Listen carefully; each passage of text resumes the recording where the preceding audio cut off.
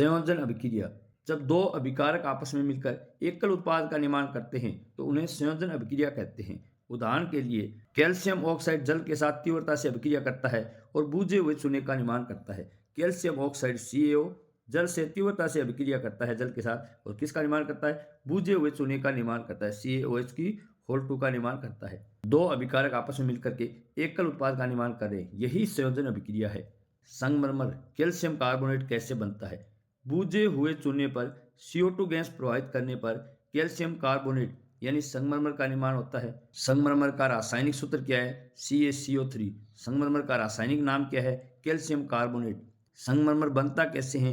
बुझे हुए चूने पर CO2 गैस प्रवाहित करने पर संगमरमर बनता है। संयोजन अभिक्रिया के कुछ अन्य उदाहरणों पर चर्चा करते हैं। कोयले का दहन, कोयला यानी कार्बन का दहन, दहन यानी O2 से अभिक्रिया कराना जिससे CO2 का निर्माण होता है। तो C+O2 से CO2 का निर्माण, दो अभिकारक मिलकर के एकल उत्पाद बना रहे हैं। कोयले का दहन संयोजन अभिक्रिया का उदाहरण है।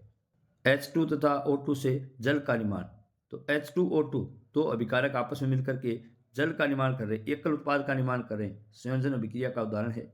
ऊष्माक्षेपी रासायनिक अभिक्रिया किसे कहते हैं? जिन अभिक्रियाओं में उत्पाद के साथ साथ ऊष्मा भी उत्पन्न होती है उन्हें ऊष्माक्षेपी रासायनिक अभिक्रियाएं कहते हैं। संयोजन अभिक्रिया को ऊष्माक्षेपी अभिक्रिया भी कहा जा सकता है क्योंकि संयोजन अभिक्रियाओं में ऊष्मा का निर्माण होता है।